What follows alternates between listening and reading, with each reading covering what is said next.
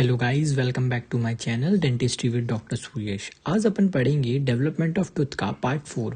So before starting please subscribe to my channel and press the bell icon to get the notifications of my new videos and please subscribe my channel as it motivates me to make more videos.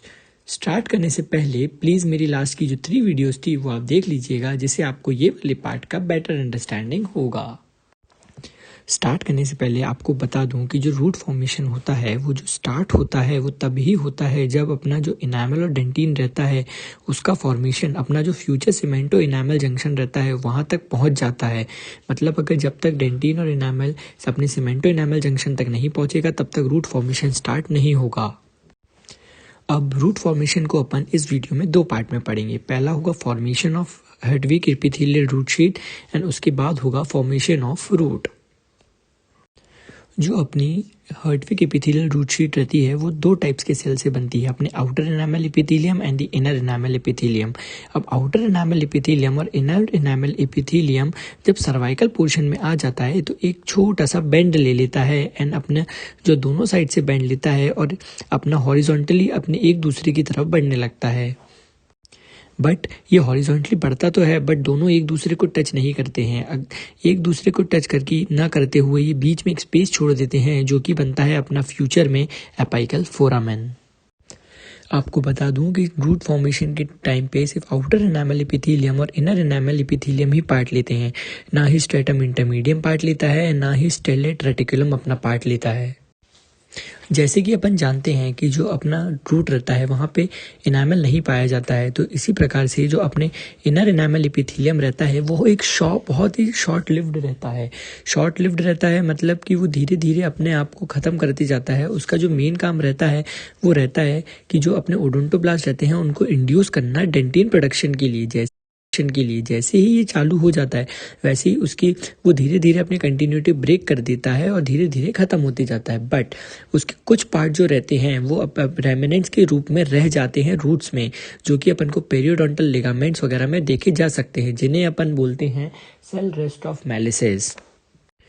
जैसा कि आप इस diagram में देख सकते हैं कि जो अपना रूट फॉर्मेशन के पॉइंट पे सीमेंटो इनामल जंक्शन के पॉइंट पे आते आते आप देख रहे हैं कि यहाँ पे जो इनर इनामल एपिथेलियम और आउटर इनामल एपिथेलियम ही बस अपन को दिख रहा है। यहाँ पे ना ही स्ट्रेटम इंटरमीडियम है ना ही अपने स्टेलेट रेटिकुलम है। तो एक सीमेंटो इनामल जंक्शन पे आके एक इसने बैंड फॉर्म करा है। बैंड फॉर्म करने के बाद जो बीच में जो स्पेस रह जाएगी इसे हम एपिथेलियल डायफ्राम बोलेंगे। अब जैसे जैसे अपना एपिथेलियम डायफ्राम प्रोलिफरेट करेगा वैसे ही एडजेसेंट कनेक्टिव टिश्यू को भी सिग्नल देगा कि तुम भी प्रोलिफरेट हो और पल्प बनाना चालू करो। तो जैसे कि आप इस डायग्राम में देख सकते हैं कि पल्प प्रोलिफरेशन जोन जो है धीरे धीरे बनते जा रहा है। ऐसे ही एपिथेलियम डायफ्राम जो रहता है वो कनेक्टिव टिश्यू को सिग्नल देता है पल्प के फॉर्मेशन के लिए। अब जो एपिथेलियम डायफ्राम जो होता है वो ग्रो कैसे करता है, तो वो करता है ओडोंटोब्लास्ट सेल्स के अपने माइटोसिस के थ्रू और ओडोंटोब्लास्ट सेल्स के डिफरेंशिएशन के थ्रू। तो जैसे जैसे ओडोंटोब्लास्ट सेल्स और ग्रो करते जाएंगे और डिफरेंशिएट होते जाएंगे वैसे वैसे जो रूट रहेगा उसकी लेंथ में इंक्रीज होते जाएगा। अब मैं आपको बता दूं कि जैसे ही first layer of the dentin form होती है, first layer of the dentin जैसे ही फॉर्म होगी तो जो साइड के सेल्स रहते हैं अपने डेंटल सैक के वो धीरे धीरे अपने जो एपिथेलियम डायफ्राम या हर्टविक एपिथेलियल रूट शीट रहते हैं उसके बीच में अपना स्पेस बना के प्रोलिफरेट करने लगते हैं। कंटिन्यू जो अपनी हर्टविक एपिथेलियल रूट शीट रहते हैं वहाँ पे डिसकंटिन्यूटी फॉर्म कर देते हैं एंड वो अंदर के कनेक्टिव टिश्यू से कनेक्ट करना चालू कर देते हैं। वो क्यों करते हैं? क्योंकि जब तक वो अंदर वाले कनेक्टिव टिश्यू के कांटेक्ट में नहीं आएंगे तब तक जो अपने बाहर वाले सेल्स हैं वो सीमेंटोब्लास्ट वगैरह में फॉर्म नहीं होंगे। तो जैसे ही वो अंदर वाले सेल से कनेक्ट करते हैं तभी जाके वो जो सेल्स रहते हैं वो सीमेंटोब्लास्ट में कन्वर्ट होते हैं। अब जैसे ही सीमेंटोब्लास्ट फॉर्म होते हैं वो जो अपनी नई लेयर आई है डेंटिन की जो कि फॉर्म हुई है रूट में उसके ऊपर वो सीमेंटम डिपॉजिट करना चालू कर देते हैं। ये डिसकंटिन्यूटी ही वजह है कि अगर आप एक ग्रोइंग टूथ को या ग्रोइंग रूट को अगर आप अपने माइक्रोस्कोप वगैरह में देखेंगे तो वहाँ पे एक आपको रूट जो रहता है वो एक कंटिन्यू फॉर्मेशन में नहीं दिखता है बल्कि बहुत सारे ऐसे डिस्ट्रक्टिव जोन्स में धीरे धीरे दिखता है, क्योंकि जो अपना हर्टविक एपिथेलियल रूट रहती है वो डिसकंटिन्यूड हो जाती है अपने बाहर वाले कनेक्टिव टिश्यू के इन्वेड करने के कारण।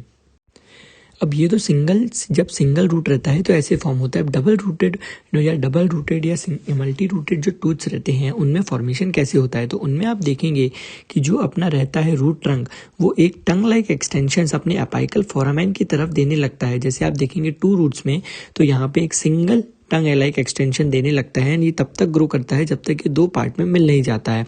एंड 2 पार्ट में मिलने के बाद ये वैसे ही फिर जब ये डिवाइड हो जाता है एक 2 रूट सिस्टम में, जो आगे का जो लेंथ ऑफ द रूट रहता है वो सेम ऐसे ही ग्रो करता है जैसे कि एक सिंगल रूटेड टूथ ग्रो करता है। तो बस यहाँ पे डिफरेंस इतना आ जाएगा कि 2 अलग अलग सिंगल रूटेड टूथ फॉर्म हो जाएंगे। एंड अगर आप 3 पार्ट में देखें या अपन 3 रूटेड टूथ में देखें, तो यहाँ पे आप देख सकते हैं कि यहाँ पे 2 से 3 टंग लाइक एक्सटेंशन फॉर्म हो रहे हैं। ये बीच में जाके एक एपिथेलियल अपना इनिशियल कांटेक्ट बना रहे हैं, और उसके बाद जब ये पूरे डिवाइड हो जाएंगे फर्केशन जोन में, तो फिर ये जो 3 अलग अलग रूट है अपाइकल फोरामेन्स आपको दिख रहे हैं, ये as a single rooted tooth की तरह 3 अलग अलग रूट्स में डिवाइड हो जाएंगे और एक मल्टी रूटेड टूथ या तो बोले तो 3 रूटेड टूथ का फॉर्मेशन कर देंगे।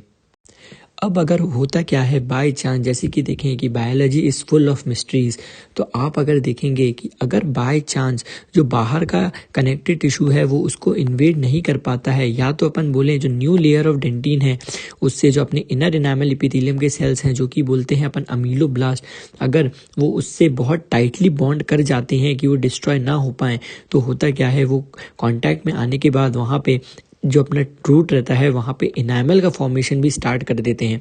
और अगर रूट्स में अगर आपको इनामल के ऐसे पॉइंट्स या सेवरल एरियाज दिखते हैं तो इन्हें अपन कहते हैं enamel pearls. The enamel found in the roots is known as the enamel pearls. अब होता क्या है, जैसे जैसे ये HERS या बोले हर्टविग्स ऑफ एपिथेलियल रूट शीट नीचे की तरफ ग्रो करेगा, वैसे वैसे जो टूथ अपना जो रहता है वो ऑक्लूजली जाते जाता है। तो lengthening of the root downwards causes the tooth to move upwards. इसी के कारण बोलते हैं अपन की रूट फॉर्मेशन जब होता है तभी जाके धीरे धीरे जो अपना टूथ रहता है वो एक ऑक्लूजल लेवल पे आ जाता है। एंड जो ये अपाइकल फोरामेन रहता है ये धीरे धीरे नीचे जाते जाता है, जब जाके जब एक प्रॉपर लेंथ पे पहुंच जाता है तब जाके अपन को ये अपाइकल फॉर्मेशन का फॉर्म हो जाता है। एंड एक फुल्ली ग्रोन रूट जो अपना फुल लेंथ का रूट बोले वो जाके ग्रो होके खत्म यहाँ पे उसकी प्रोसेस हो जाती है एंड एक प्रॉपर टूथ फॉर्मेशन यहाँ पे एंड हो जाता है। तो अपना जो टूथ फॉर्मेशन का टॉपिक जो रहता है डेवलपमेंट ऑफ टूथ का वो यहाँ पे एंड होता है। एंड आप इस पूरी वीडियोस को एक साथ देखेंगे तो आप एक बेटर अंडरस्टैंडिंग कर पाएंगे। तो मिलते हैं अपने नेक्स्ट टॉपिक के लिए, तब तक के लिए stay healthy and keep studying. Thank you so much.